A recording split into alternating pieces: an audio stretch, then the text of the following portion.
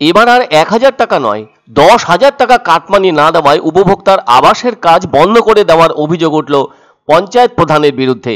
আর এমন ঘটনা ঘটতে দেখা গেল পূর্ব বর্ধমান জেলার মেমারি থানার অন্তর্গত দেবীপুর পঞ্চায়েতের সীতারামবাটি এলাকায়। ফলে আবাস যোজনার বিষয়ে দুর্নীতির অভিযোগ যেন কোনোভাবেই কমছে না ক্ষমতাবানদের কারণে।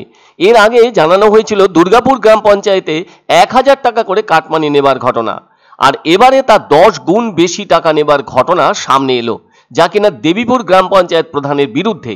এবারে আবাস যোজনার ঘর পেয়েছেন ফুলন বিবির পরিবার, আর সেই সাথে প্রথম কিস্তির টাকাও পেয়েছেন তিনি। সেজন্য ঘরের কাজও শুরু করে দিয়েছেন। ওই কাজ পঞ্চায়েত প্রধান নাকি দেখেও গিয়েছেন। এদিকে ফুলন বিবির অভিযোগ, হঠাৎ পঞ্চায়েত প্রধান অশোক কুমার সরকার তার কাছে 10,000 টাকা চেয়ে বসেন।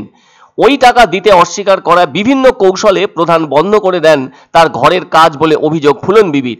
এমনকি ওই গৃহবধূর অভিযোগ, পঞ্চায়েত প্রধান যে পরিমাণ টাকা চেয়েছেন সে কথা যেন কাউকে তিনি না বলেন বলে তাকে জানিয়েছেন, আর যদি ফুলন বিবি বলে দেন তাহলে তাকে দেখে নেবেন বলেও নাকি জানিয়েছেন। এই ঘটনাকে ঘিরে রীতিমতো চাঞ্চল্য ছড়িয়েছে ওই এলাকায়। এ ব্যাপারে পঞ্চায়েত প্রধান অশোক কুমার সরকারের সঙ্গে সাংবাদিকরা দেখা করতে গেলে তাকে পাওয়াও যায়নি, আর ফোন ধরা হলেও তার কোনো উত্তরও পাননি সাংবাদিকরা। ব্যস্ত আছেন বলে ফোন কেটে দিয়েছেন প্রধান অশোক কুমার সরকার। এমন কাটমানি চাওয়ার ঘটনা সম্পর্কে মেমারির বিধায়ক মধুসূদন ভট্টাচার্য বলেন, বিষয়টি খতিয়ে দেখা হচ্ছে। যদি সত্যিই প্রধান কাটমানি নেওয়ার কথা বলে থাকেন তাহলে প্রশাসন ও দল আলাদাভাবে উপযুক্ত ব্যবস্থা নেবে। তবে মেমারি 1 নম্বর ব্লকের তৃণমূল ব্লক সভাপতি নিত্যানন্দ ব্যানার্জি জানান, কেউ বা কারা ওই পঞ্চায়েত প্রধানের নামে কালিমা লিপ্ত করার চেষ্টা করছে। বিষয়টি সম্পূর্ণ ভিত্তিহীন। স্থানীয় বাসিন্দারা অবশ্য জানান, ফুলন বিবিরা ঘরের পাশে রাস্তা না রেখেই ঘর নির্মাণ করছেন, তার জন্যই কাজে বাধা দেওয়া হয়েছে। ফুলন বিবি পাল্টা বলেন, যদি রাস্তা না রেখেই কাজ করবেন তাহলে আগে কেন জানানো হয়নি? ঘর নির্মাণের কাজ শুরুর পর কেন বাধা দেওয়া হচ্ছে? বিষয়টি নিয়ে বিডিওকেও লিখিত অভিযোগ জানানো হয়েছে তার পক্ষ থেকে। ফলে ওই ঘটনাকে কেন্দ্র করে উত্তাল হয়ে উঠেছে পূর্ব বর্ধমানের মেমারির দেবীপুর গ্রাম পঞ্চায়েত এলাকা। আরো জানা গেছে, পুকুর বুঝিয়ে বাড়ি করছেন বলে ফুলন বিবির কাজ নোটিশ পাঠিয়ে বন্ধ করে দেওয়া হয়েছে। তার নির্মীয়মান বাড়ির একাংশ ভেঙেও দেওয়া হয়েছে বলে অভিযোগ ফুলন বিবির। অথচ সীতারামবাটি গ্রামের খাসপাড়ায় আরো 2 জন বাংলার বাড়ি প্রকল্পের টাকা পেয়ে পুকুরের পাড়েই বাড়ি তৈরি করছেন, অথচ তাদের কোনো রকম বাধা দেওয়া হচ্ছে না। এদিকে তিনি 10,000 টাকা দিতে রাজি না হওয়ায় তার কাজ বন্ধ করে দেওয়া হয়েছে বলে অভিযোগ ফুলন বিবির। আর পঞ্চায়েত প্রধান অশোক সরকার গোষ্ঠীদ্বন্দ্বের শিকার হচ্ছেন।